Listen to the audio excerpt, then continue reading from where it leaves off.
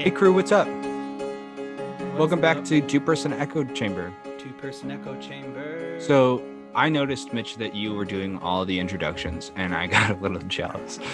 So I was like, I'm gonna jump on this Look one. at you. It, And it sounds nice. it It's a felt nice good. It felt good. It's like being the one SNL member that never got to do like live from New York. to 15 years. Yeah, Can you imagine if like Ke- Keenan Thompson or Keenan something Thompson. Yeah, I was gonna say the same thing. didn't He's just, have? You've been on that show for how yeah, long? And yeah. you've never done it? What are you gonna regret from your SNL, tenure, Keenan? Well, they never let me do this goddamn live from New York thing. I've been on there for the best years of my life. How long do you think he's gonna stay on for? It sounds like I think he's found like himself like a niche where he like is not like a main cast member. Mm-hmm. But like depending on what the skits are, he'll just do two or three or maybe one, and he'll He's be like, completely whatever. relaxed into like the comfort level of SNL, right? Like and like he still does good work. He still like, finds his funny spots. I think he's funnier now than he used to be. Um, Oh, I think he absolutely knows what he's good at. yeah. Like Yeah. I think the writers too are like, oh yeah, this is definitely a Keenan role. Yeah, Poppin, Keenan. Yeah. He's the anchor. That doesn't sound right. He's just sinking the whole ship. No, he's like the center. He like holds it together. Do you ever find yourself He's like always like consistently disappointed with SNL now? Yeah, absolutely. Like I feel like I grew up on like when my siblings were watching it. It was Yeah. like the Will Ferrell, the Tina Feys, the Hmm. Chris Kattan's, Yeah. the early Jimmy Fallon. Not that Jimmy Fallon was like why you watched it, but like he was a part of it, right? He was a part of those Yeah. casts. And I Yep. remember being like, yeah, this was really funny. And now it's just like as I've gotten older, I'm like, I still think they have like funny people, Hmm. but I just think it's never consistently good. Like I think I you'll have the skit every once in a while that's like, yeah, that was funny. I think I think that everyone kind of feels that way, about their own SNL, or is like, oh, mine was the best when I was, formulating what my like version of comedy is and what I think is like funny and what's not. But at the same time,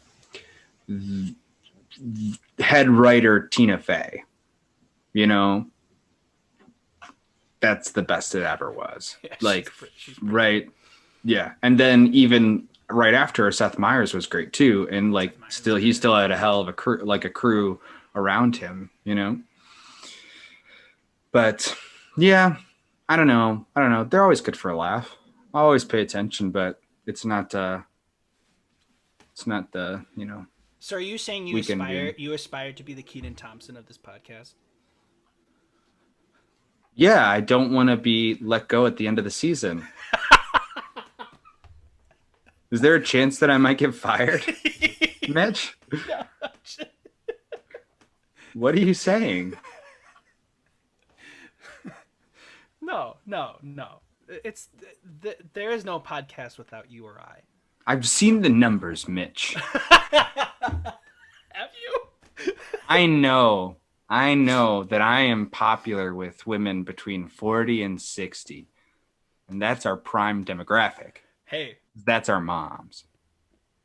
I'm all about it. Yeah. I'm all about Thanks, it. man. Yeah. I'm all Well, so about when it. we talk to our producers, which I think Canon says, right, that the producers are my nephews, um, you'll put in a good word. Yep. Hmm. Thank you. I appreciate you. Just got to charm and disarm, John. Just got to Hmm. charm and disarm. I talked to them today. Oh I yeah. talked to them, yeah, on FaceTime, and it's so nice to talk to them on FaceTime, right? Hmm. I call my dad, and he holds the phone and turns it until they grab the phone, and then I immediately get dizzy from all the running around, and like they're looking at me like down. They're looking down, so all I have is like I'm seeing their forehead and the ceiling, and they were outside today. So it was just, they were taking me down the slide, and I'm just like, I am so disoriented, but this is a lot of fun. Not I miss the play dates. I miss That's them a lot. isn't. I always think that's funny too. Whenever you call family Mm, mem like your nieces and nephews, and it's like, mm. oh, you can see me, but like I'm not there, so you have to talk to the screen. Mm-hmm. Yeah. Yeah. But you don't get that. You don't understand that. There's no way you would understand that at your age, and that's Mm-hmm. okay. Mm-hmm. It's Yeah, a myth. they kind of get it, but they've a couple times they've asked me, like, can you come over, or like, when are you coming over, or when, it's just like you can just get on a plane. Well, I can, but also I cannot just like hop on a plane for like a play date. You know, they don't, for like a sleepover, movie and pizza. You know, sorry, I'm very sorry. What can you do? What can you do? What's going on with you, man? What's new? You know, Hey, I'm John. oh, I'm Mitch. Yeah, Uh, I think we need to do that still. just in case you forgot us. Yeah, and I'll remind you in 5 minutes of who we are, just in Cool. case. Yeah, yeah. Oh, well, it is an echo chamber, so we have to, at some point It we have to let it happen. Yeah, I dropped that joke that I was doing the whole time. The repeating what you were saying. I've noticed. I was like, this isn't funny anymore. I don't know if it ever was. I don't know. I laughed pretty hard every time you would do it when I would I edit. saw, I was editing last week's with Martin, and he laughed at it while I was doing it. And I was like, oh, I think I got a couple more in me. But I was like, no, I don't have any Got a more. couple more. This Speaking might still be funny. speaking of funny people and people Mm-hmm. who could see right through our facade, but also definitely stepped into our echo chamber Mm-hmm. and were and like found a home pretty quickly. Our Yeah. guest this week, Jim Shed. Yeah. Love Jim. What an Love absolute Jim. joy of a human being Yes. he is. He is just one of those good friends of ours, and it's just never a bad time, always an interesting conversation. And man, I just loved what he had to say. But you actually, I don't want to talk about Jim just yet, because I want to Oh, talk about you are helping your parents move. oh How's that yes. going? Um, it's good and bad. Mm, It's good in the sense that they're really not moving from the neighborhood. They're literally moving down the street to like these mm-hmm, new townhouses mm-hmm. that are very nice, and it makes a lot of sense. My dad doesn't really want to do the maintenance of a house anymore, and Right. that's fine. Yeah, I You never know, do. but also it's like it was so quick, like the decision for them to leave, that it was Mm-hmm. like I never really like. I mean, I guess I've accepted it now, but like it was like one day it's like, oh yeah, we're leaving your house, your childhood Mm. house, and I was just like, I don't know how I feel about that. Was there never like an inkling before that they would want to, like, have they ever talked about wanting to I move? I think there was always like the passing. Yeah, maybe they would go somewhere, but like I never really thought it would happen. Yeah. And then it was just Yeah. like, oh, it's happening. But Huh. basically, I went over there this last weekend for impromptu little cookout, and my parents had these bins. Ooh. My Yeah, do parents you hear had. that weather? Do you hear that weather? The Is it weather raining in New York too? outside. Yeah, it is. Yeah, we're getting rain too. Um, Well, now we can do our dulcet sounds. Relax. we can be like the sleep casts The sleep casts. that my fiance puts on Oh, yeah, at she night. does. Do you like them? I've gotten pretty good at tuning them out, Mm-hmm. I was going to but say. there's always like the 10-minute window where it's like, and now you're on a beach and the waves are crashing on your toes. And you start to think about your life and the choices you made that day. I'm just There's like, one. There's is one there that a I. script or is he just Yeah. going off the cuff here? Yeah. Yeah. Is this improv? There's the one that I always see the commercial for that is like the stories. They tell a story, Yeah. very relaxing. But like the dude, it's the guy from Game of Thrones that you always see. Yeah, Really? the starts with a B. He was Tyrion's friend, you I know. didn't watch Game of Thrones, so this Oh, is you all you. didn't? Well, he's No. like an absolute monster in the show, Okay. you know? Like swashbuckling, no, yeah, like yeah, he doesn't have any like morals, whatever. And so that's how the only thing I know from him. But then I hear his voice in the commercials. He's like, I will now tell you a story. And I'm just like, dude, that's not who you are. You're Mr. Game of Thrones guy. You're Game of Thrones guy. You gotta love him. You gotta let him live their life. He's going through something, I guess. I guess so. You've I never guess watched Game so. of Thrones. I never watched Game of Thrones. I And respect it. now it's more of like a I'm still afraid to start it. It's like such a big commitment. Well, especially because you probably already have heard. Because how do you not hear that it like was horrible in the end? Yeah, I've heard it wasn't so great. Yeah. So what's the investment? So there's really no there's Yeah. no Yeah. resounding like you must There's watch no it reason. anymore. It's Yeah. like, well, am I Yeah. just gonna be mad in a Yeah. year? Prepare to hate this show and watch these next 10 episodes. No. Like I had friends that were like, I'm like regretting watching all those years of being. I'm like, really? It was that Oh, yeah. bad? Can Yeah. something be that bad that it Yeah. makes you rethink like your entire investment? Yeah. Is that what No. Grey's Anatomy fans think of? I have no idea. I have no idea. But yeah, I was watching like during COVID. I was just like gonna watch one of the good episodes. I was like, I don't want to watch the full thing because I already know it's bad, you know? And then I was watching one of the good episodes, and even then I was like, ugh, but the payoff for all of this is gonna be so bad. And I couldn't do it. I couldn't do it. I couldn't do it. The whole thing. I agree. It's so sad. Sad. I- Anyways, you were talking about your parents' move. Yes. So basically, they had bins, and it was all of me and my sister's childhood belongings that my dad's like, take it home, or it's going to the curb. Thanks, Dad. Which I mildly respect. Yeah. And the thing is like my stuff was mostly like high school stuff that I had left over, like yearbooks, like middle school yearbooks, high school yearbooks, Yeah. different little mementos here and there. And like my sisters had like straight up Barbie dolls and like toys and like actual like, Fun. and I'm like, and it was like 3 or 4 bins as opposed to my one. So Youngest I felt a little, child. like, Youngest child. I couldn't tell if it was because I'm the They're favorite, too- or is they're- it because they didn't care enough to keep my stuff. They're too tired to care. Exactly. They're too tired to care, so they probably started throwing stuff out early Yeah. because it's like, he won't remember it. They kept on almost throwing you out, and then they were like, "No, we'll But- just toss the toy."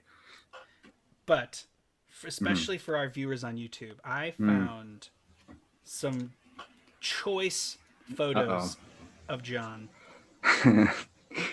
and I will put it up here to the camera. And for those of you who are just listening to us on this podcast, it is a photo of John when he played Joseph in Joseph and the Amazing Technicolor Dreamcoat.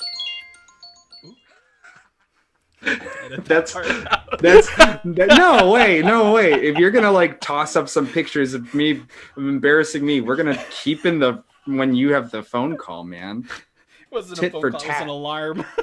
What was the alarm? We are recording right now, 10 o'clock Eastern, so 9 Yes. o'clock right around him Central. Right. What is your alarm at 9 o'clock? It's a reminder to take my allergy pill Mm-hmm, because I often forget to do that. What type of allergy pill? Just like the generic I do one you can Zyrtec. get at like Kirkland or something.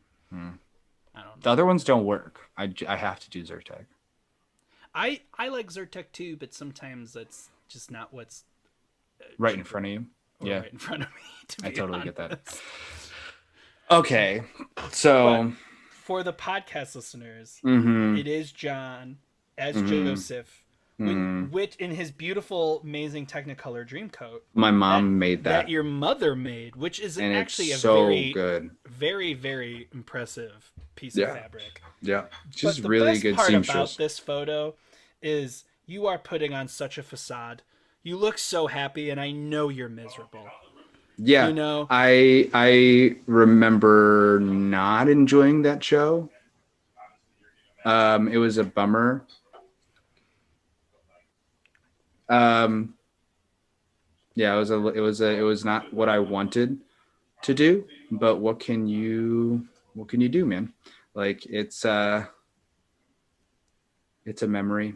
I have good memories from that show. We hung out. I was gonna say I feel like the best part of that show was us despising the show together. Mm-hmm.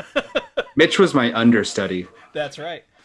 Mm. That's right. That's right. He was waiting in the wings, Waiting's a strong word. trying to break my legs. You know, I had an understudy when I did Shrek that Mm-hmm. straight up like outwardly would joke, Mm-hmm. and I'm putting parentheses for our listeners, Sure. that would joke about pushing me down the stairs Yeah. to so he could go on as Shrek. Huh. And I don't think I think I was the exact opposite of that as your Right. understudy. I was the understudy that was like making sure you had a good night's sleep. I was the one that made sure. you're So you're the I one who didn't was have to go on. like bringing me tea. Oh my gosh. Oh. Oh This man. is your burden to be mine. Yeah. You didn't want it. You didn't want it. I get it. It wasn't my favorite show, Also, but it wasn't as bad as like I was not, I was a little shit. I was a little high school shit, well, we're all shits in high school, but also just to like, and even I'll show another photo. Oh You God. know, and here's another one of both me and John in our choir. There's John. Why would someone take a picture of me doing that? Well, Making and that then just face. to even it out, I will throw a picture up of myself You look like where Peyton Manning. I I look a little like Peyton Manning because I probably couldn't grow anything in junior and as a junior in high school. Mm-hmm. It's truly amazing, and also how could I forget the best photo of all? Uh-oh. Angle it down. Angle it. Oh my God. No. No. Yes, sure. Oh my God, Mitch, what are you doing? Why are you doing this to me? Just oh my gosh, I Stop, stop hurting me. you. Stop it. Let's just say we both have aged very well. That's a picture. That's a picture of us in madrigals where we would dress up in Renaissance attire and tights and stuff and go around and sing Christmas carols From like to the 1700s yes, or even yes, earlier. yes, a cappella Christmas carols to all the students who didn't want to see us. I'm surprised we weren't bullied more. Well, I think it helped that you were like 6'2" in high school. Just like I guess we're not going to talk about it. I want to make fun of him, but he's a little but bigger than me. but I hope that this works out in a podcast format because yeah, we've explained the pictures, but who knows? Maybe this is going to be the worst intro we've ever did. They're going to be like, I don't know what's going on. We will You know, also we will release a little bit of I was actually thinking about this. This is we just found the thing that we're going to put on our like Instagram story or whatever like right after. how about we talk about our guest now? Yeah, please. Please. All right. Let's talk about Jim. Jim Shed, our your guest today. Yeah. He's my former roommate. Love it. one of my absolute go-to creative partners. Hmm. Love, and it was really nice to talk to him and get into the nitty gritty with him. Yeah. Because I've talked to the shop with him before, Yeah. but I thought in this interview it was nice, especially coming with your different perspective of asking him different types of questions. It was just nice to like I didn't know he went and saw stuff when he was 5 or 6 and was Right. able to like figure out, oh, that's what works here, that's what works there, and he's able to Yeah. wear He's all the a hats. director, by the way. Yeah. Yes. Performer, but mainly director. Um, yeah. He's I always tell people like he's the easiest person to work with, Hmm. but also the most it'll and at the same time it's easy to work with him, but it also feels so satisfying to do the final product with him. Yeah. Is it Because demanding at all? Like easy because it's him and because he's nice and whatever. Does he get like something special out of you, do you think though?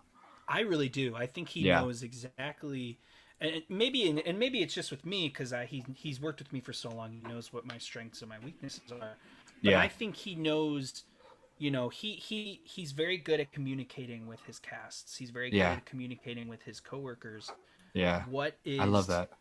what he needs out of this scene? Like Yeah. there's a particular there's particular scenes in different shows that he's like this is really important that this is good Because it leads because to if this, because it's a because yeah. if this isn't good, the rest of the show doesn't mean anything, Hmm. or it's Yeah. not going to make any sense. Yeah. And I'm not satisfied with that being a product. Yeah. Yeah. You know And that go ahead. Go ahead. no, I wasn't. All right. Well, I stepped on your toes. I'm really sorry about it, bud. You're about to stick the landing, bud. Oh Um, yeah. one of my favorite parts of the talk was when he was talking about all the stuff that he does with like youth performers and cultivating like a cool and like honest and open and care like an environment that's full of like care and full of wanting to help these young people along in creating the best versions of themselves. It's not just about the performance. Hmm. It's about you know I mean, right, Mitch, you and I really got to know each other doing high school choir and high Hmm. school shows together, right?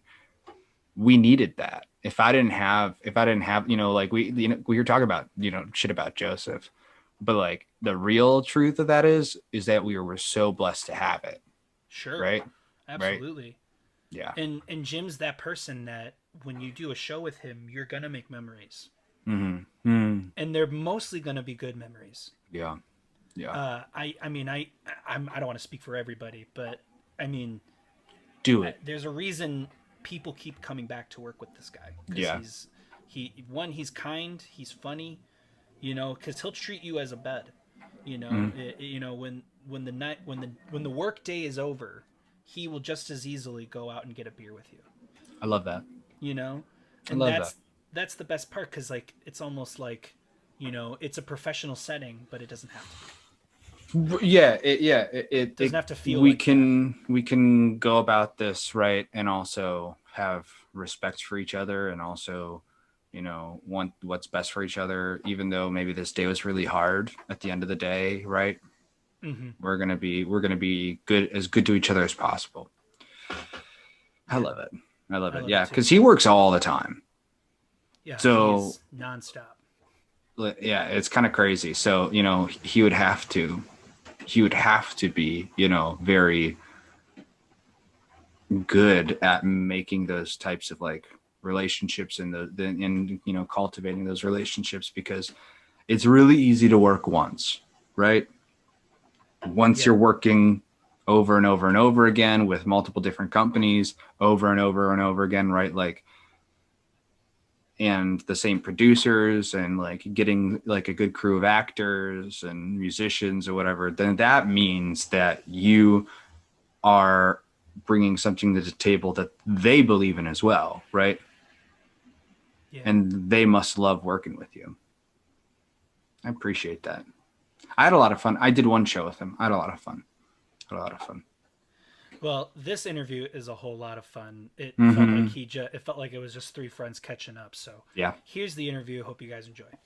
Enjoy. So, Hello, hello, and welcome to the two-person echo chamber interview section. Hey guys, Our guest how we today doing?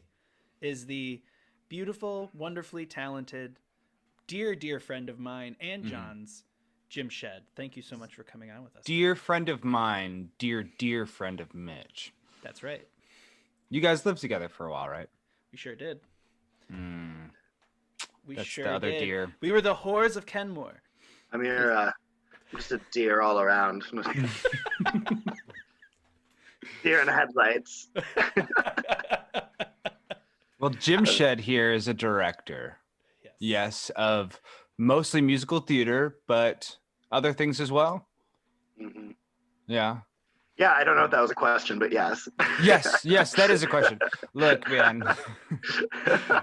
especially if it's like the wrong information, it's definitely a question for me. All right. Yes, that is accurate. Wonderful. So happy to have you, man.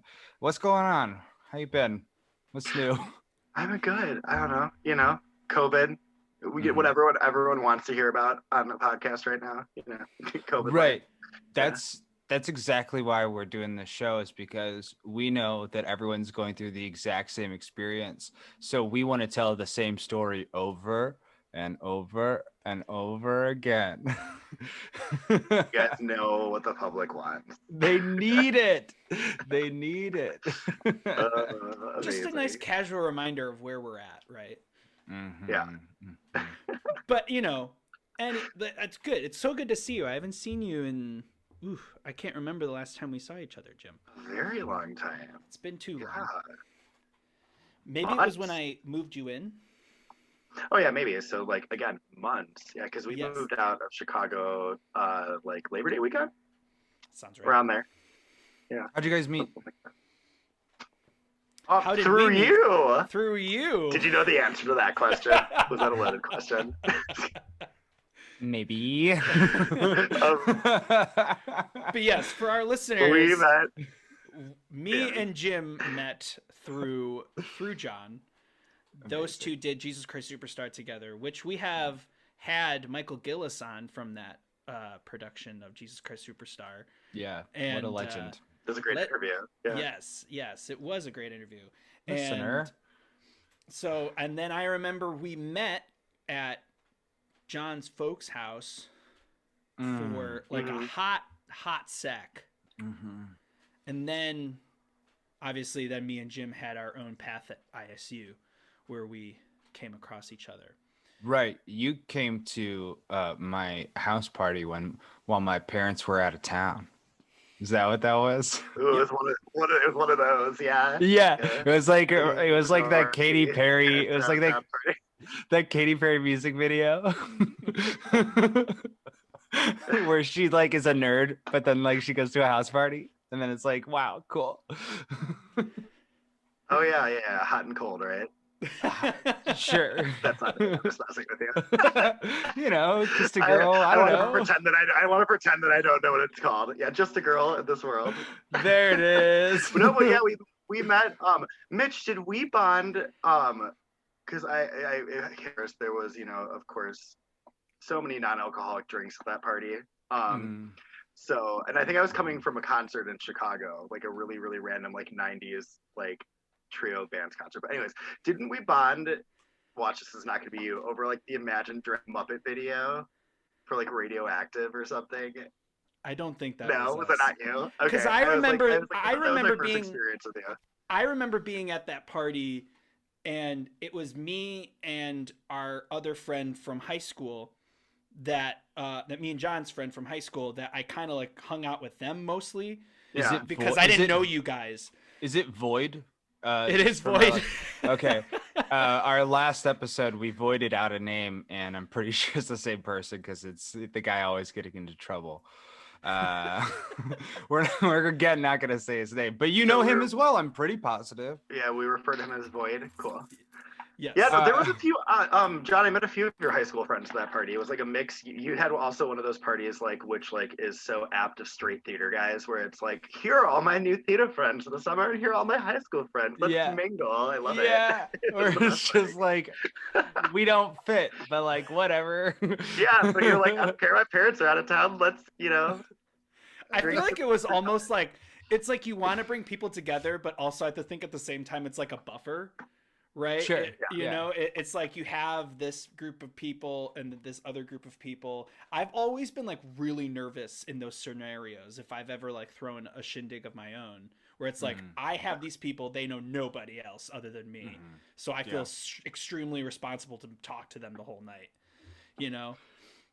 Yeah. Well, Yeah. and then it's also kind of like the precursor to the cast parties, right? Because it's like mid-process, and you're like, all right, let's see who's gonna hang for the cast parties when they actually happen. Yeah, Right. Right. Good time. Right. Who's gonna go to the bar after rehearsal, or who's like, I gotta take That- care of myself. That was us a lot. That was us a lot. And then we had a cast party every night. We had a show almost, which was the wild thing. We had one.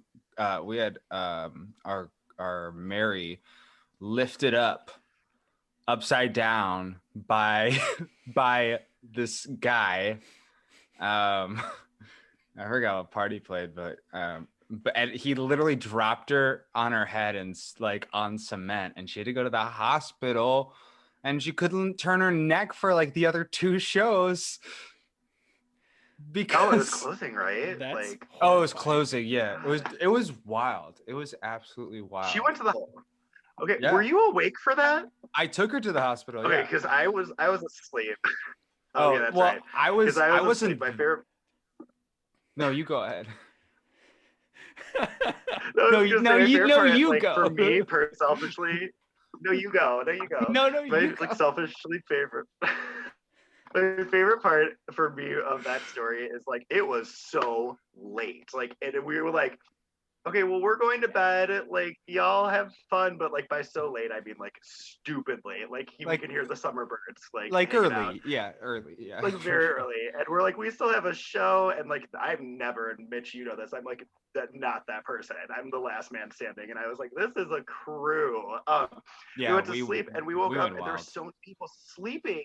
We went to sleep. There were so many people like sleeping around this basement, and then my friend and I woke up, and we were like, where is everyone? The sun's out, and everyone was just gone, and we're like, are we late to call? Are we late to the show? And then like I called somebody, I don't remember who. They're like, no, Mary Magdalene got dropped on her neck, and we've all been at the hospital or like trying to like Yeah. take care of that situation. We just didn't want to wake you guys. I didn't see the drop, but I did. I heard the commotion, and then I, went with her to the hospital. The great That's precursor to wild. the Easter story. It's like that's the great thing about theater, and it's not about the parties and the whatever, because I could not possibly act like that and do theater anymore, right? Like every day it'd be ridiculous. But the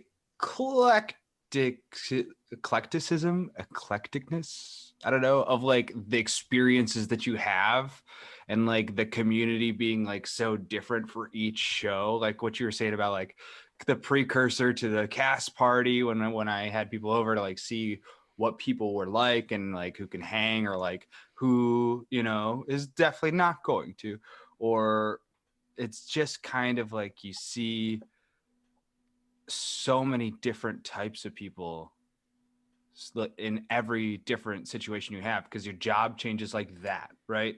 Mm-hmm. The people, your coworkers change like that.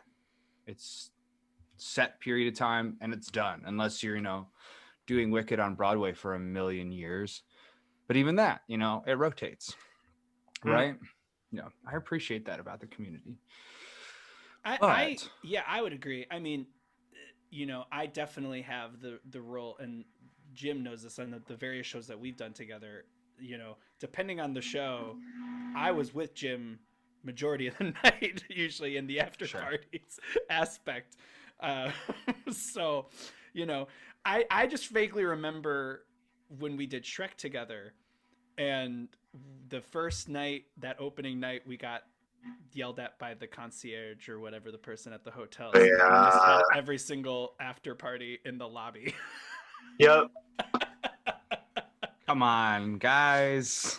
We'll say it's a lot more fun, and it's like very dangerous with the times Mitch and I have worked together. It's a lot more fun to be the director because you're like, I want to perform tomorrow. That's, So like, yeah, I that's don't out. know, We were gonna talk about the perks of like being the director instead of the actor, and I guess that's number one. Is like no one has to technically see my face tomorrow if I don't want to. Exactly. no, you What's could show up with a pair of sunglasses on and no one has to know. No one has to Yeah, know. you could show up dead weekend at Bernie's, and no one would really need to know. If you've cultivated that personality, no one will go up there to talk to you because you're the director. Damn it. Yeah, when we were doing Shrek, they had this like awesome bar, farm to table restaurant right next to the theater, and I would drink like 3 glasses of rosé and eat a charcuterie board to myself, like while the actors were all getting ready, and then come do Oh my circle. And I was like, God. I'm never going on stage again.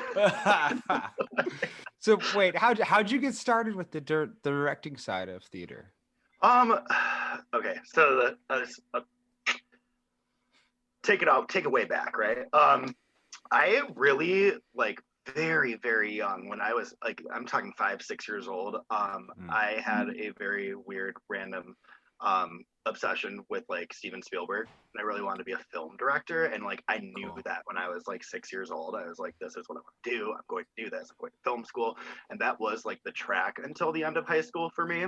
But when you're, in the suburbs and 8 years old, there's not many opportunities to be directing like Indiana Jones 3. So I started acting and doing theater because you're trying to do some facet of like what's going to lead you to like, get there, I guess, Yeah. and something that's like on a similar track. So, Yeah. I mean, I started doing theater when I was like 5, 6 years old because of that. And then it's funny, right? When I like went into college and like was going to film school, I left it real quickly because that's when it all hit where I was like first like 18-year-old reflection of, okay, but I've been spending the last, 12 to 13 years doing this, and it's fun and it's theater and it's like, something I'm super interested in. So I kind of like abandoned film school real quick for theater, and around time, particularly high school into college, stage managing a lot, which is also gateway, to directing. Yeah, you're working very closely in the community, in Chicago, even down, downtown Chicago proper and whatnot. Like your SF are your assistant directors, so like you're getting a lot of really great shadow training there, and so that's where I think it really quickly progressed for me. Like I want to direct, but like hanging out with you guys and like, and being in a show with you, John, like at the same time, I was like, yeah, but I want to take breaks from this and like act. So like when we did like Jesus Christ Superstar, and with that company, I had been with every summer for a few years, and when I'd be directing throughout the year, and then that summer show would be like, now I want someone to direct me and just like play on stage and like, yeah, especially, I mean, there's so many things that are on your head and your head alone, right? When you're the director, you definitely, I could see that, we were just having a conversation with, I forget, a different interview, and they were kind of saying that they needed breaks from their process, that they needed breaks. Oh, it was Aya. It was Aya. It was the, what was happening? Our other interview came out today, and I was like giving it a quick listen, padding our numbers, But she was saying like sometimes when she finished this musical she did, she wrote, she couldn't write again. You know what I mean? Like she couldn't do it again, and it's like kind of that recharge. And is that something that you still need? Like, is a recharge from directing? And like, what do you think is like the thing that takes the most out of you? wow, what a great question. You're so welcome. Yeah, thank you. That's beautiful. I'm like touched. No, I definitely need that recharge, which like I'm sure at some point while we're talking, we'll get into like the COVID side of things, which has also been like a very nice recharge from that. Cause even like right up until our COVID time, like I was just going back to back real hard on some shows I was directing. We did Right. Assassins, which Mitch was a part of. Um, and that I love projects like that one, but this is to answer the second part of your question. Basically, while everybody who was involved was super helpful and important and did so much for us, the bulk of that, like the work that was happening outside hours, was me and our wonderful music director Kelly Fitzgerald and scenic designer and like production designer David Ganoski. Like the three of us are a trio. We try to work together as much as we can on certain projects. But I was just talking about this with our producer from that show. I was like, we were up for that tech week. I think we loaded it on Sunday and we opened on Thursday, and Monday, Tuesday, Wednesday, we went either all day from like 10 a.m. till like 6 a.m. the following morning, and then took like a 5-hour break. Yeah, for 4 days. And it was so well worth it. We were so happy to do it. But it's like once you do that, you get through a project like that, it's just like, your body just it's not even mental. It's just like your body too. Just I like, remember coming into those days, like where you guys have been there all day doing whatever you need to do, and then just walking in, and it's just like you can feel it in the air that like you guys have been here. And I always just like, for me, I'm always just like, okay, we can't dick around. We need to get shit done right today because there's no way that they're cool right now. Right, because there's that whole day of doing, keeping yourself on schedule for props, set, lighting, costume, whatever, and then you have a rehearsal with actors who, are oftentimes hard to wrangle just because of like the natural, their natural instincts of like performance, right? Sometimes it just can be tough depending on who you're working with. Yes, this is a podcast, Mitch. You need to say your name. You can't just point at yourself. He's talking about me. There it is. I'm not talking about you. You're talking about yourself. So. Yeah. I meant John's talking about me. Okay. Probably. I mean, you couldn't possibly be the only one. Yeah, like the schedule sounds like this hardest part for me, right? Just even knowing every bit of information about the schedule and having it be on you to maintain it, right? Like for us, for the actors, we see the schedule and then we pick out that one part where we're like, oh, and this is when I show up, and then we go rehearse at home, and then we come back and we're like, oh, okay, so you're gonna need me at like 6:30, right? Like that whole schedule is you. Yeah. What's the what is the feeling when you like get off like so bad, like when you get off a schedule so hard, like how do you maintain your sanity? Because I've also never really been on like in a rehearsal space that stayed on that schedule, but it still somehow gets done, Yeah, I mean, okay, well, first I'll say to, like, of course, not answer your question, but answer your question. Like, you have to love it. Like, you have to, like, while I'm saying, like, that's the schedule, like, we were going one day, like, 10 a.m. till 6 a.m. the following day, like, in that space. Like, we all were happy to do that. We all knew it was our project. We all love it. So you had, like, to have that schedule and not go crazy, like, you have to want to be there and love it. And then when it's done, it is, and this is what I think you're asking, when it's done, it's super bizarre. Like, it's like, I don't know what to do with myself. When I was working in the restaurant industry doing like management and whatnot while I was doing a lot of theater post school, because they were really, I would scratch their back. They would help me with like my theater schedule, consistently. I would always take that day off after we closed anyways. I'd be like, I'm not going back to the restaurant tomorrow. Like, I'm taking a day off. And that day off is always so weird because it's just like, I don't know if I like need a massage. I don't know if like I need like sleep. I don't really know how to recharge in 24 hours from what we just did, but like, it was awesome. Yeah, yeah, Yeah. yeah. Well, I mean, it's like that day of like reflection. I Yeah. always like I feel when the project is done or when you are done with the project, like there is that moment where it's just, especially in the theater, right? Because it is all coming together at once, right? It's different than for, let's say you're on an episode, for a show, and you're there for that, right? Or then you're gone for the other part. Or um, even if like you are the replacement actor, right? But from in theater, if you are coming together from like the beginning to the end with the same group of people and going and telling a story that, a lot of people and a lot of the work that I've seen that you like to do, Jim, is right. It's really trying to say something, is really trying to have some sort of message that you're trying to tell, some story that you're trying to tell, some themes, and you're doing that with a group. That reflection period isn't just about what you accomplished, it's also about like who you accomplished it with. There's like that, did like that person opened up throughout the whole thing, like it's a reflection on the community that you just built, as well as like the story you just told. I never find myself feeling, I've never had to work on my body, like I've never had to take a break physically or get a massage, but I feel that if I don't have a mindful day after, if I don't really do like a reflection, then I'm still tired. I'm going to be tired for forever, until I really Mhm. like sit down and think about it.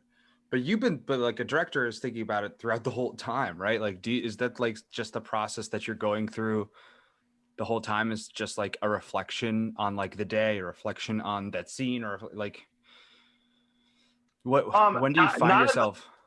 I mean, I just am like Fast and the Furious, like Hmm. just like I just don't stop. That's Yeah. also why that day is important right after, is because I'm just like constantly going and I'm not coming down from like Mm-hmm.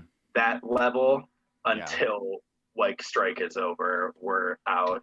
I'm sure I've been with like Mitch more so, especially like even after a strike and just sitting there and just like listening to everyone talk and just like, hey, like, Right. just You, like so Your drained. Like, body's there, but you're definitely yeah, like you somewhere else. can't Yeah. even communicate. yeah. It's so much. Yeah, I feel that. I feel that. I was just telling one of my like teenage actors that I teach. We were talking about this and how like everybody will go through like a really really sad breakup, right? Yeah. Like something like traumatic that like even the rest of your life, like so you could be from like 10, 15, 20, 30 years ago, like that you will remember, and something that will stick with you forever. We were talking about how like everyone has that one show they did where when it closed, like you were just so heartbroken, right? And everyone Mm-hmm. can pinpoint that moment.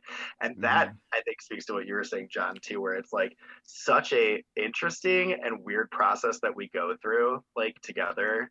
Yeah. Um, Like that, yeah, letting the whole product, the artwork, the piece go, right? yeah, yeah, Getting ready to move on to the next piece of art, the next, yeah. Man, absolutely. what, when do you start thinking about what your next move is going to be? Do you kind of fly by the seat of your pants, because you're also you are on the board of a couple of theaters companies, right? Um, uh yeah, or you have been here and there. I have been, yes, and I'm like on a couple of like we don't have a board, but if we had a board, hi, Right. like type deals, Right. yeah, like we don't Right. have like an official board. Right. Yeah, no. I will tell you, I actually can pinpoint that. That's an easy one for me. It's kind of funny and weird. I am already thinking about the next project, probably during Mhm. Tech Week of the previous project. Like while things are coming together, I'm like, great, what are we doing next? Yeah, I will. Well, I mean, What is it happening?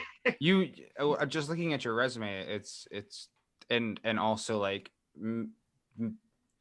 thinking about the difference between the connection between your resume and your age. I was like, this guy doesn't stop working. He kind of always is finding something. Like, Yeah. do you have something that like you're waiting to start, or you have an idea on starting now, especially like waiting for COVID to be done, or like some Zoom stuff where there's been a lot of like Zoom stuff that's been happening right now. Are you referring to like a specific project? No, I'm just A wondering. title or stroke? Yes, I do. Yes, I've got a couple things um, in the woodwork right now Mhm. that I'm really excited about. One project might not happen even for over a year at this point, depending on how things go. But one of them we're talking about for the fall that I'm like super excited about, and we're going to be talking about as a group soon. And yeah, so yeah, I'm already thinking ahead to those Yeah. things. Is Yeah. is that fall one? Is there any decision on where it's going to be? Even like where is Um, it going to be in a theater? Is it going to be as of now, I mean, it'll be in a space. What's the nice what's the word I want to use here? What's a nice aspect of this particular company is that we can plan to do something in a space, and as things come up health wise in the world, we can amend that. We can postpone. We can move to a different space, etc. Um, fantastic? yeah, so we do have that. I hate luxury. What a weird thing to say. But we have that luxury on our side, which is nice. So like right now, we can plan it to be in a space, and if that's just not happening, Mhm. then it's not happening. Then I feel that. we'll yeah Right. figure it out.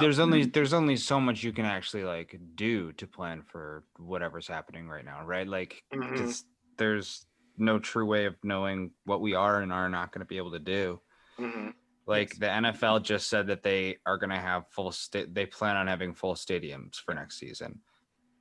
How are you planning for that? You know what I mean? Like you sound very sure of yourself, right? The I don't see it. I don't see it, but okay. I mean, I just saw like one of the Book of Mormon guys on Broadway. I don't mhm, think he meant to post something like this, but he was saying that he's going back in a few weeks.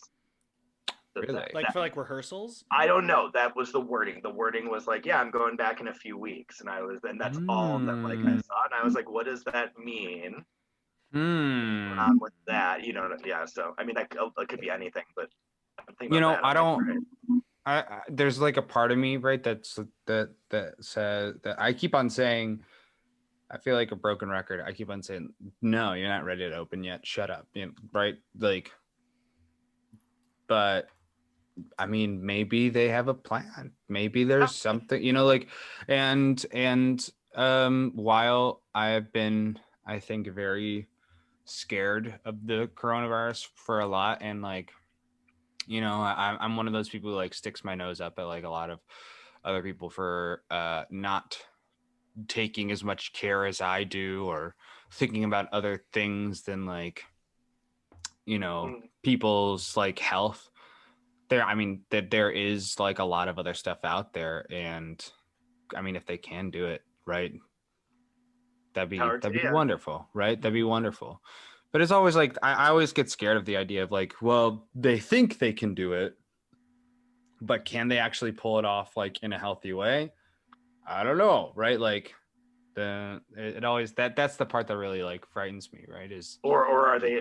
I'm asking you, or like you're saying, or are they like just gonna do it and be unsafe because they've right, put this or investment in? Yeah, yeah. I right, think or that too. they're right, they're headstrong at least. You know what I mean? I don't think the intent, the intention might not be, it might be to be as healthy as possible, right? But like they are misguided in their like, about in going about the business of doing it. Mm-hmm.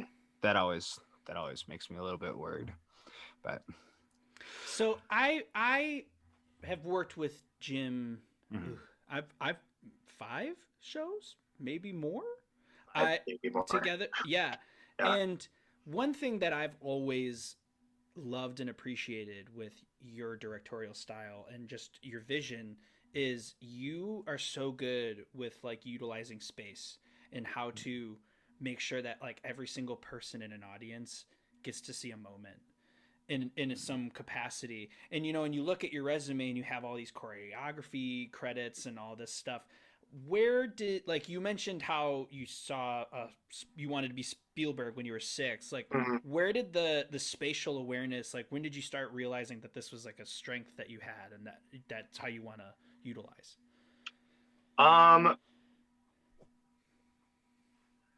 I have been watching live theater in every, facet of, meaning like what community theater productions, right? Plays, musicals, Yeah. tours, Broadway trips, like uh avant-garde theater, storefronts. I've been kind of going like everywhere since probably around that age too. And I think I'm just one of those people.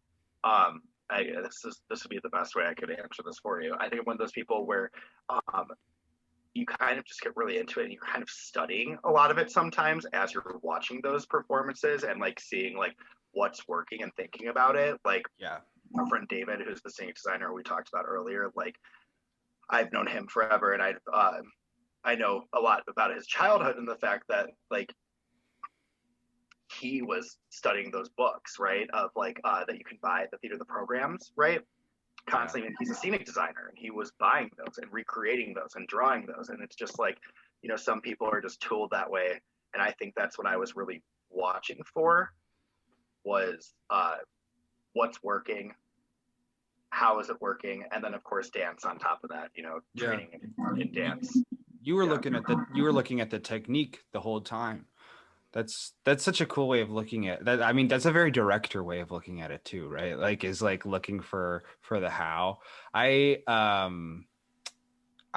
whenever I would watch any like amazing piece of acting before I went to the studio, and kind of like I knew a little bit about acting, but I was like, it's so ethereal, it's so, like out of reach, and it comes from within you and no one knows where. I'd watch these performances and be like, wow, magic, and Mhm. then I got like a little bit of technique, and I was like, I watched some stuff and I'm like, oh, okay, I see exactly what you're doing. I needed that. I needed to be like taught to look in that direction. Mhm. But that seems like something that kind of came to you very naturally, was like, ooh, let's like dissect and see what we're doing, what they're doing, and then I can do it. Like, if you understand it, you can do it, right? Mhm. Yeah. Yeah. What was And there of like course, ever? No, go ahead, please. no, I want to put a final button on that thought. The of course, like when you're acting and Yeah. dancing and directing and stage Mhm. managing, when you're wearing those hats, you are kind of aware of um, what's going on constantly, depending on what you're doing job wise. So just like you were saying, John, like going into the studio, like that's when you're learning, like, oh, this is a new lesson for me, and this Yeah. is something to put in my wheelhouse. Yeah. So yeah. Yeah. That's amazing. Was there like a show in particular that you saw when you were going to all that theater that kind of opened your eyes about like when you started learning from it, you know what I mean? Was there Mm-hmm. one where you're like, oh, here's what I when I first took that step, it was like, oh, wait a minute, I caught that, and that's what the director did, and that's what I can do, and like that start kind of like brought you into that fold of like learning in that way. Um, the two that come to mind always for me that were turning points would be John Doyle's Broadway revival of Company. It's the Raw Esparza Company for those Yeah, members. that's fantastic. Yeah. Yeah, I got to see that like student rush front row. I actually saw it a few times, and it was just like that's where I really learned like how many things, like how much. I'm sorry, let me speak to the next one too. So the other big one is David Cromer's Our Town, which is off Broadway in New Hmm. York.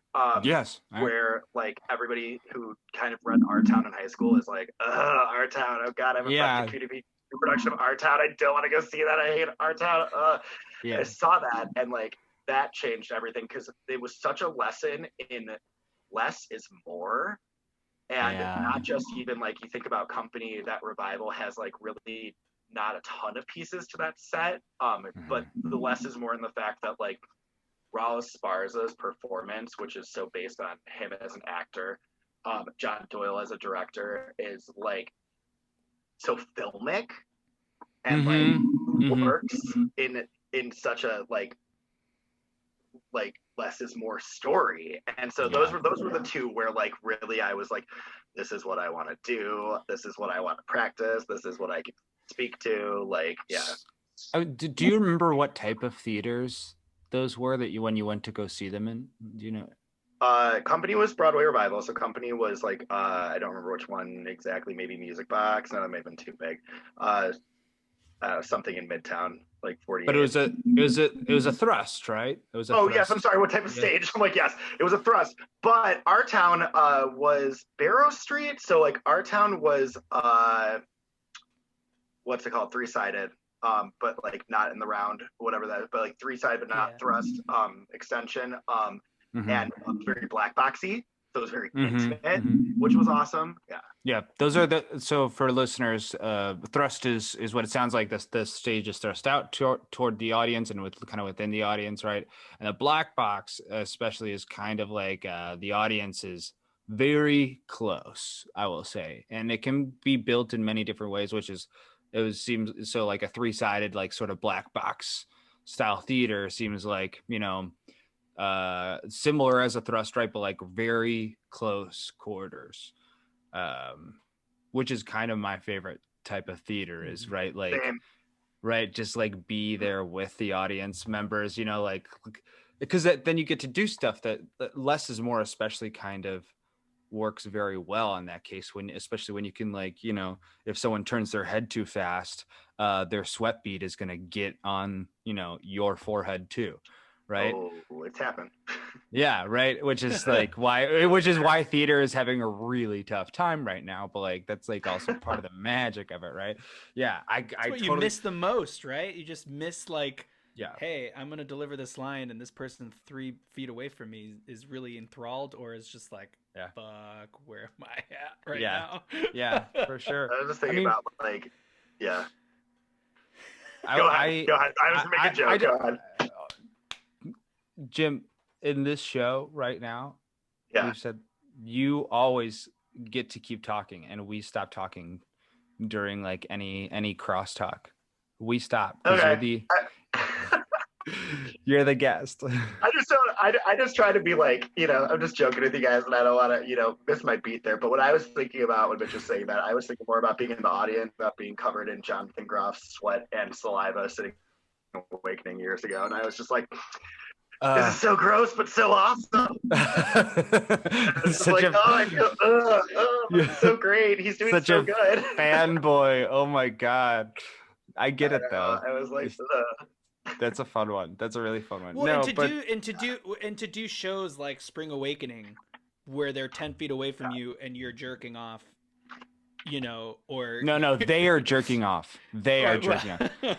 You are not jerking. Do not jerk off as an audience member in the theater, please. This is an announcement. Like, we can't stop you when you go home.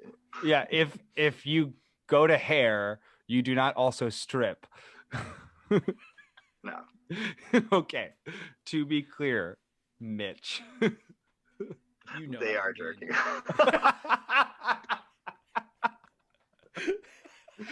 At least be discreet about it.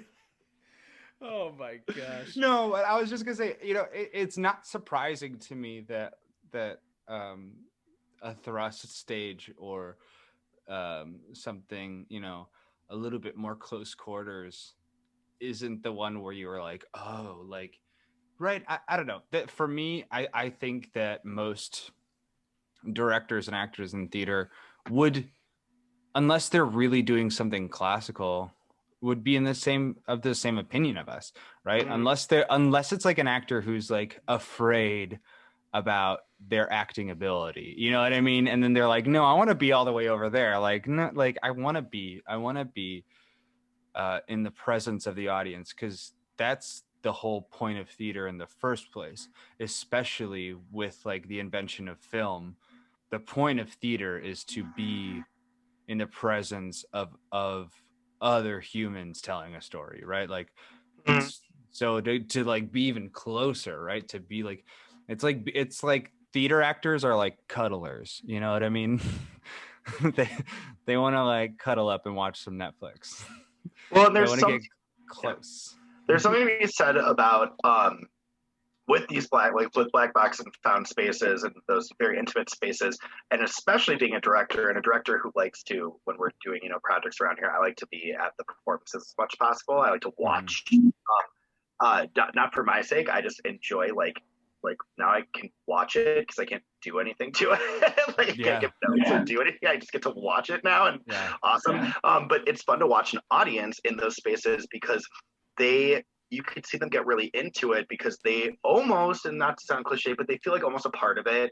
There's no escape from those types of spaces. Like there's no way to not be like focused in, where like if you're in the 18th row of Wicked, there's some safety there, like for you. Not to knock Wicked on your podcast. I know how much you two love that show, but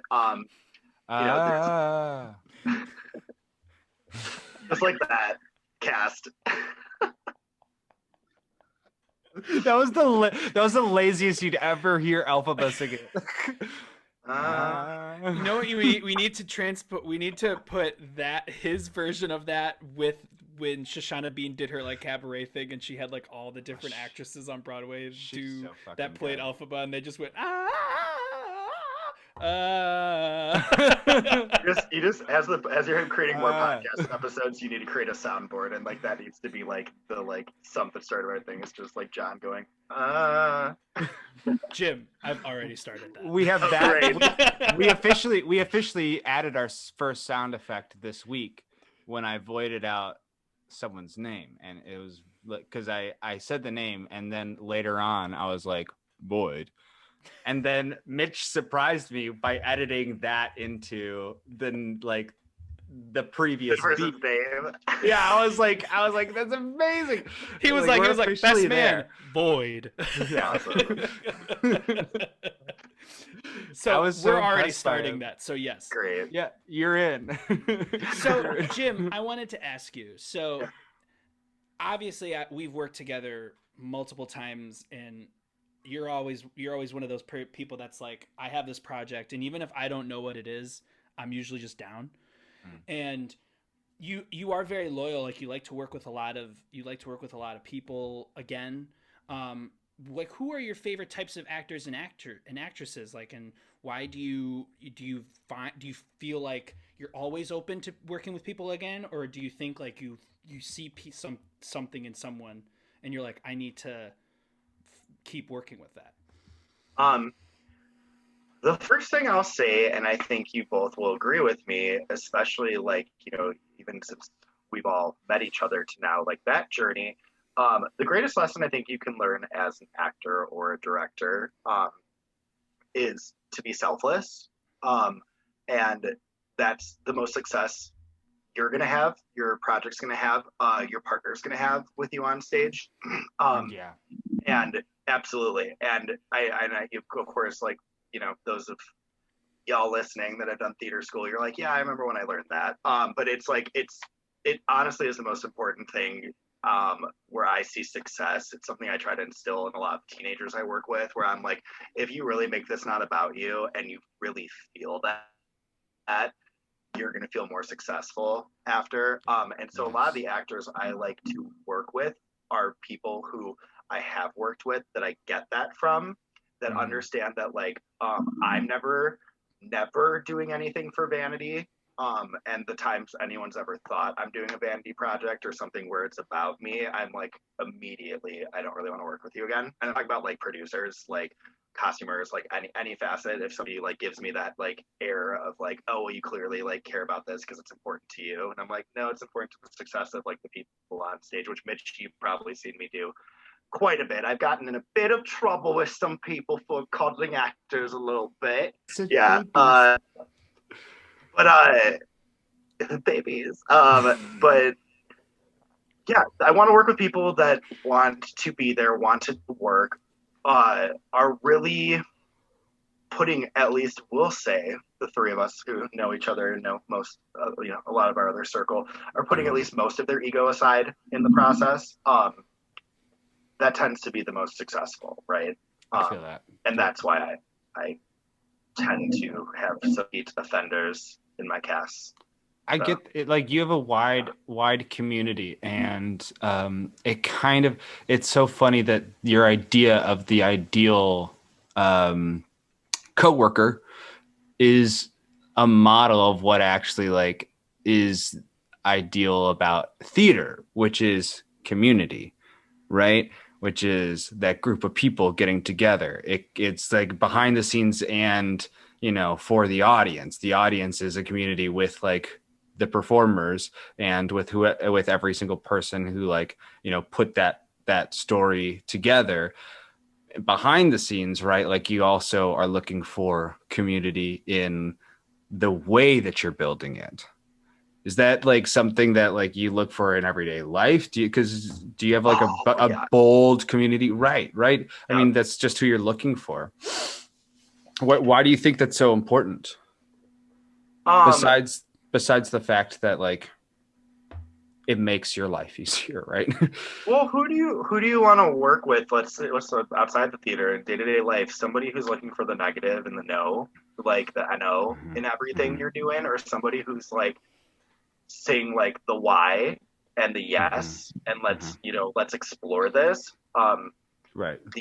The rather than somebody getting offended by something, taking it personally, going, why did that person have that reaction, and is it because maybe they're looking out for something else? That those are the people you want to work with. And unfortunately, in theater, with how heightened and dramatic any of us can be, like, a lot of times you run into the no people, the I know people, and it's just like, it's not even a no in the sense of something we can't do. It's a no in the sense of you're not even exploring something. You're jumping to what's not going to frighten you. Right. And that's difficult to work with. I totally, it makes sense because, I mean, especially like on the actor side, it would be very hard to find someone who is an actor who is like completely unselfish, right? Like, because there is a little bit of like attention wanting, I think, in natural actors, right?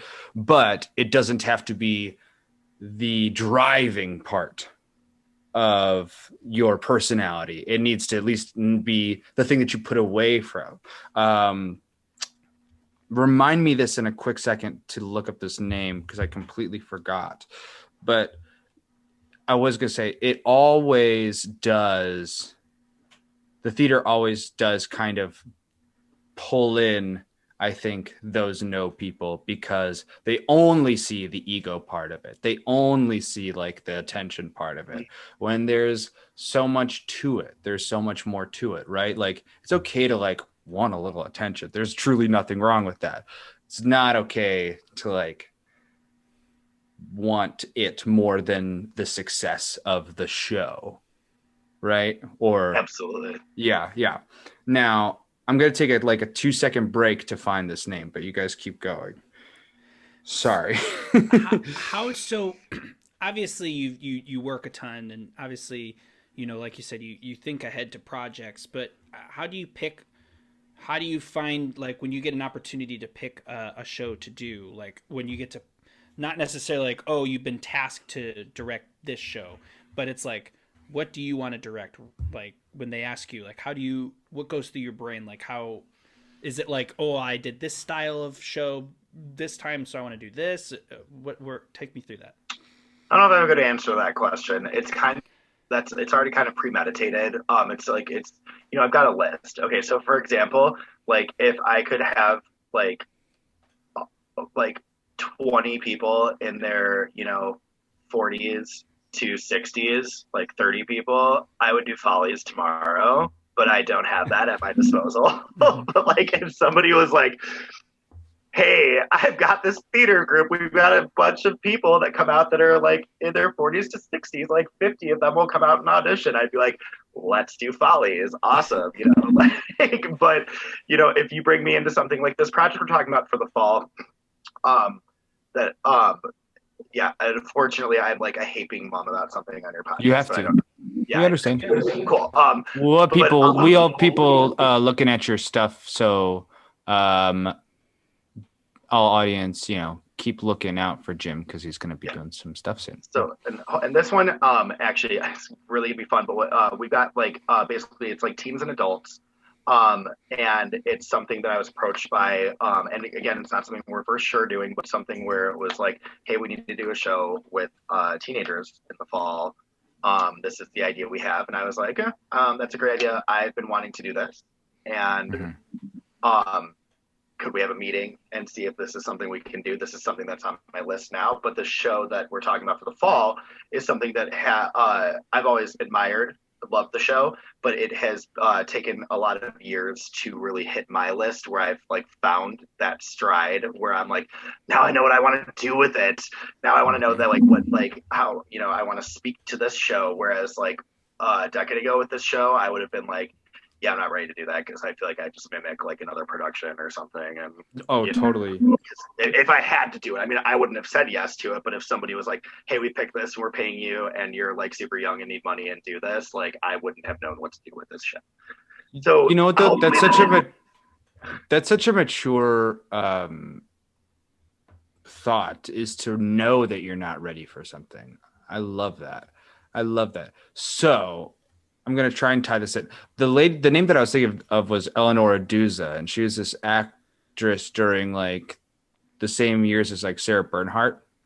And there's this wonderful book, Mystic in the Theater by Eleanor Aduza, where it's basically this fantastic actor. And her whole goal is like throughout her whole life was let's get rid of my ego, right? Let's get rid of my ego so that I can serve the whole thing. Which also looking it up. Do it. Like, let me get my phone. I'm like reading it. Eliminating the self. I see. Yeah, exactly. But like, I mean, she kind of has something similar to you in the fact that like she recognized that she needed to work on it. Like, when did you recognize you were ready for like this project we will be cryptic about rather than before? What changed in you? It's like just one production that like I just think about a lot, and something just clicked one day where I was like, you know, also I was jumping like 10 places at once. Something just clicked one day where I was like, I have this idea for this section of the show, and now that I'm thinking about this and mapping this out, it's making me think about this section, what I would do with that. Also, what I think is helpful is how often we bring stories about plays, musicals, like any type of theater. Like, when is the time to really be looking at them again? Like, do we need to see like The King and I right now? No. Probably not. No. Like, but do we know like why we need to see it 7 years ago? Like, do you know what I mean? Like, there's stuff, as I'm sure you both know, that as time moves on, it kind of like comes back up where it's like, this would be a great thing to do, an important thing to do.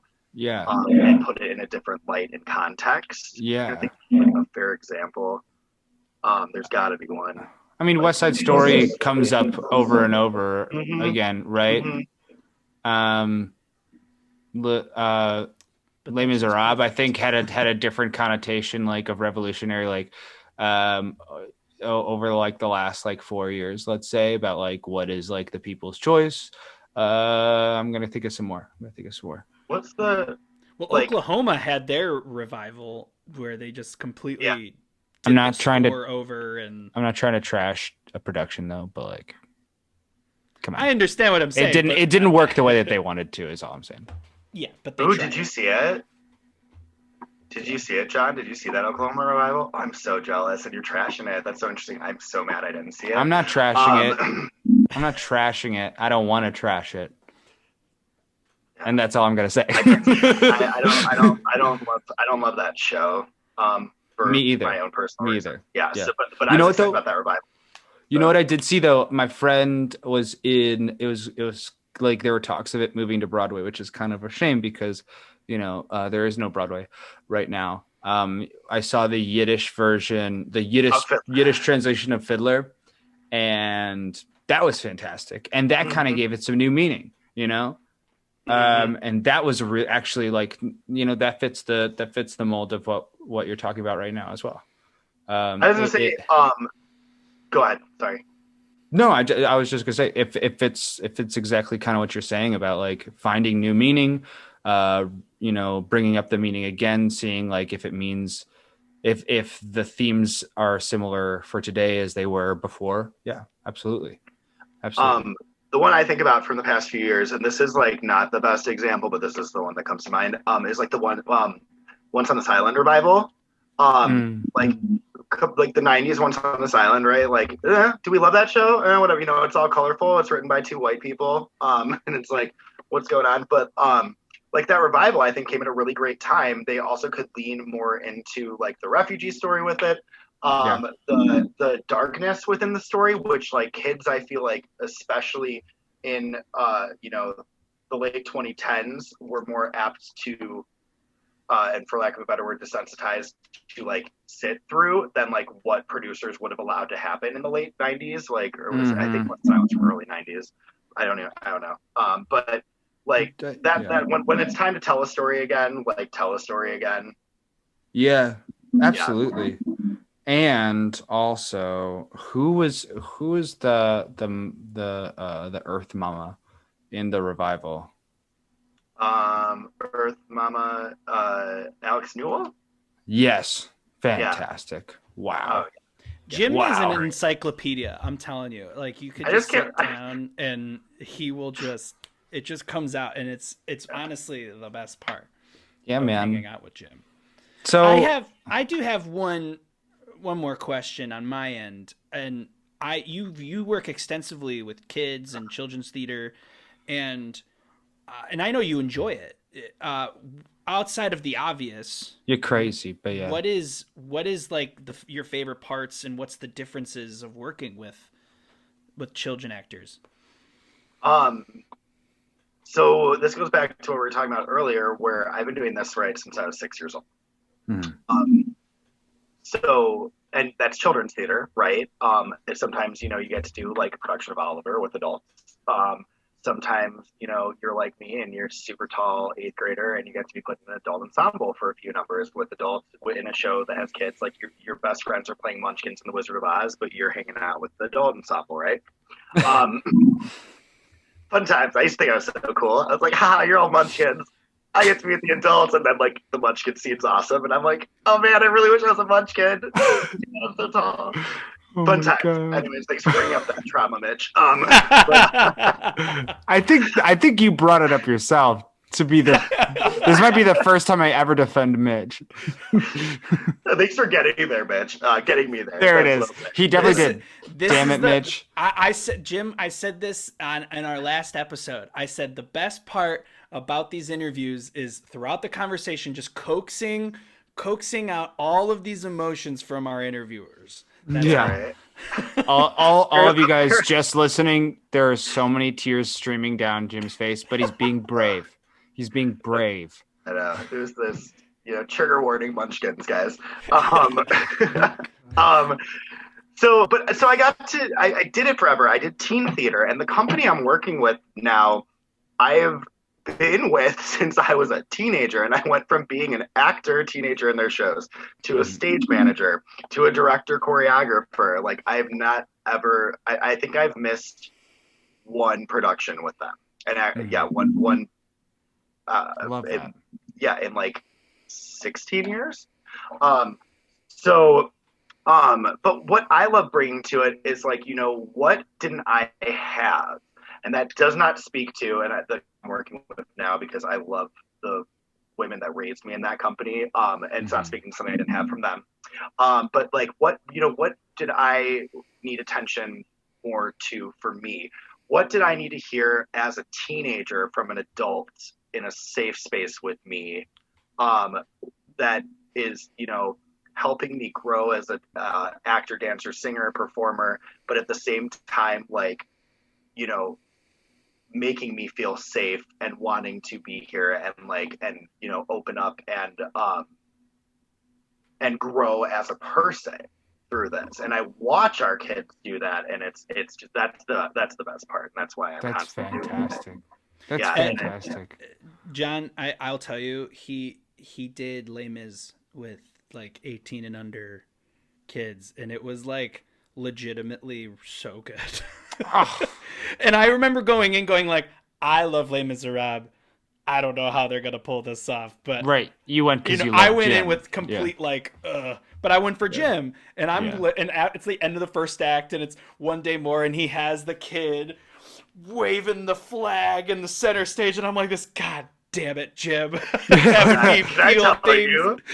Can I tell you, like, that's like one of, if I had to go put like a reel together of like the kid shows, that would be one, because like I was like, One Day More, we had 70 something in the cast, something crazy. Wow. And the team was like, can you do One Day More? Can you stage One Day More? But here's the thing, we need all 70 kids featured, like their parents from the audience, like we need to figure it out. So I basically tracked getting all 70 kids either on or off stage during the number. And then instead of having like the big end of it where it's just the full cast like stepping forward and back and the flag in the back, I took them all off stage and left Gavroche in like a center special waving the flag as the like band is booming. And then I remember walking up to like our orchestra director, music director, and be like, so you know the like button at the end of Circle of Life? It's like in The Lion King. I need that to happen. And then looking at the lighting designer, and I was like, I need a 0 button blackout. If these things don't happen at the same time, I will be unhappy. Oh my God. It was awesome. I was like, I'm just gonna break all the rules with the latest stage. But You know but what, that's though? but that's the magic of Jim Shed, is like he knows these moments where he just needs to have it, and everybody just needs to get out of the fucking way and just let it happen. Because wow, you just you managed to put together not only one song but a whole like 2.5, 3 hour shows worth of music and choreography and and acting with 70 kids. Yes, but I'd be remiss to not say that was an entire team. I also co-directed it with my friend Taylor, who I do a lot of stuff with. So that was a whole team. Yes, Fair, like, but yes, 70 yeah. kids. Yeah, I think it was over 70. I can't even remember. I want to say 76 by the time, like, you know, after cast posting. It was It's nuts. 70 plus kids and, you know, however many plus girls singing Lovely Ladies. You know, it was Yikes. every emotion you can feel, and it was Wow. so good. Well, Jim, Wow. thank you so much. That Thank takes some you love, man. Yeah. Jim, thanks so much for coming on and talking to us. I adore Thank you. you. John adores you. We would love to have you back at some course. point in the future seasons, because you're just an absolute joy to talk to. Yes. For sure. Love you guys. This is awesome. I love talking about this stuff. And like, it's like nice because we're seeing each other, and like we know that we're gonna get to see each other some more in the next few months. Absolutely. You know, There you go. talk about that on the podcast about There you go. Mitch's impending nuptials. So Wedding day. Yes, Oh for my the God. listeners who don't know, John is the best man, and Jim is also in the wedding. So we will be doing many, many activities, I'm sure. impending COVID safe activities. Yes.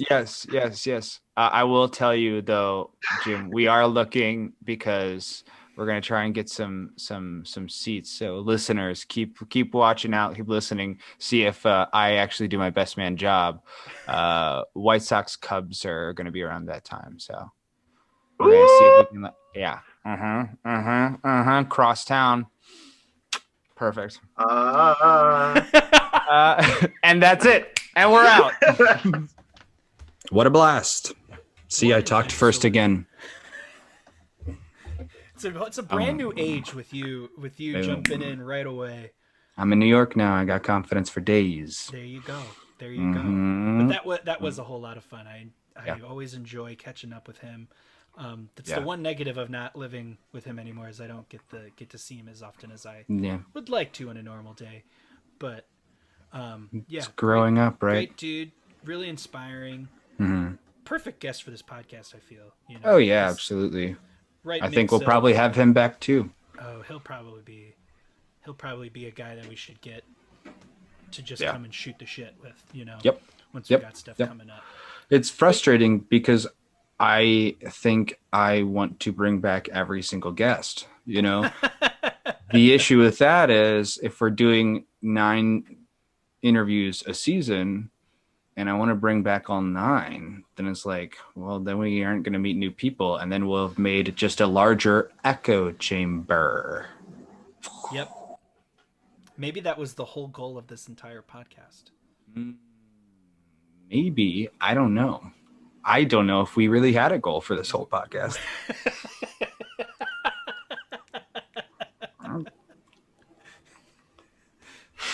Well, there you have it, folks. There you have it. The truth comes out.